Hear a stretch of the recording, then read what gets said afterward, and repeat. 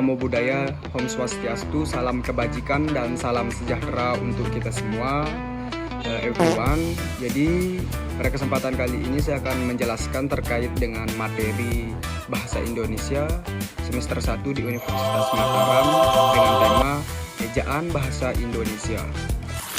Kita langsung ke pembahasan ejaan bahasa Indonesia. Ejaan bahasa Indonesia atau yang disingkat dengan EBI adalah aturan resmi yang digunakan sebagai pedoman dalam penulisan bahasa Indonesia yang baik dan benar. EBI itu mengatur cara penulisan huruf, kata, penggunaan tanda baca, serta penulisan unsur serapan. Jadi aturan ini tuh dibuat agar bahasa Indonesia ini digunakan secara tertib, jelas, dan mudah dipahami oleh pembaca. Dalam dunia pendidikan dan kepenulisan resmi, EBI ini memiliki peranan yang sangat krusial. Adapun tujuan utama EBI adalah untuk menyeragamkan penulisan bahasa Indonesia. Dengan adanya keseragaman, setiap tulisan itu dapat dipahami dengan makna yang sama secara universal atau secara umum. Selain itu, EBI juga bertujuan untuk menghindari kesalahan penulisan yang dapat menimbulkan salah pengertian. Oleh karena itu, EBI ini menjadi pedoman dalam penulisan tugas, surat resmi, karya ilmiah, dan dokumen penting lainnya atau hal-hal yang bersifat formal gitu. Adapun ruang lingkup EBI ini meliputi pemakaian huruf, penulisan kata, penggunaan tanda baca, dan penulisan unsur serapan. Pemakaian huruf dalam EBI ini itu mencangkup penggunaan huruf kapital dan huruf miring. Huruf kapital itu biasanya digunakan pada awal kalimat, nama orang, nama tempat, nama lembaga, serta nama hari dan bulan dan lain sebagainya. Contohnya adalah saya belajar bahasa Indonesia di Universitas Mataram. Huruf awalannya itu diawali dengan huruf kapital dan lokasi atau tempat dari suatu kejadian itu seperti Universitas Mataram itu menggunakan huruf awalan yang kapital pada setiap kata universitas ataupun Mataram itu menggunakan huruf kapital pada awalnya.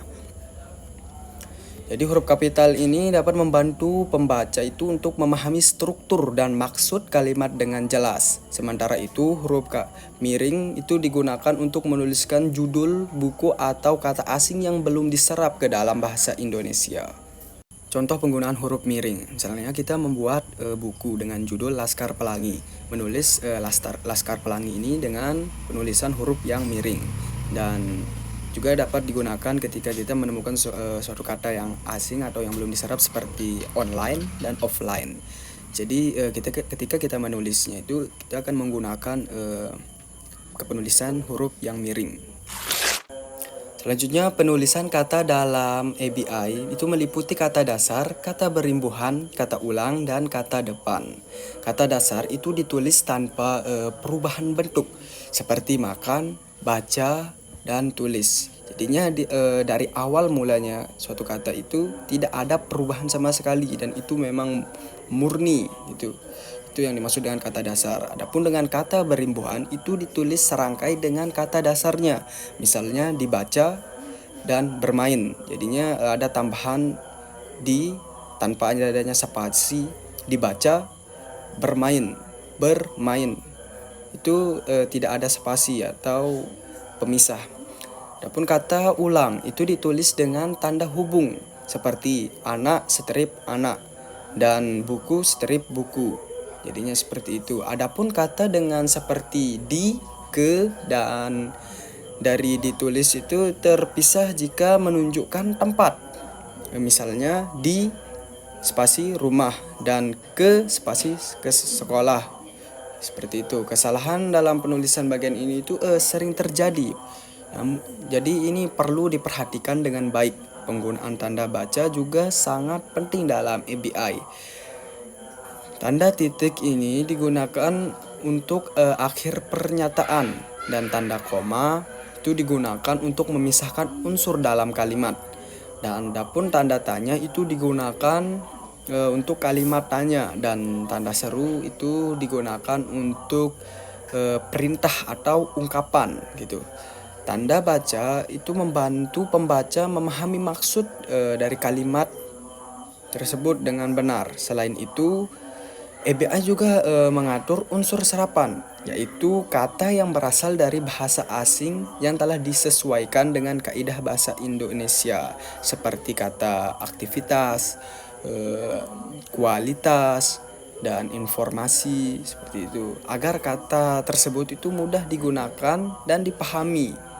Jadi mungkin demikian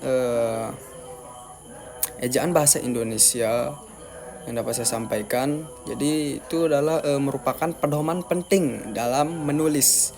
Pemahaman dan penerapan API akan menghasilkan tulisan yang rapi dan jelas yang sesuai dengan kaidah bahasa Indonesia. Ini itu saja yang dapat saya sampaikan. Sekian, terima kasih. Wassalamualaikum warahmatullahi wabarakatuh.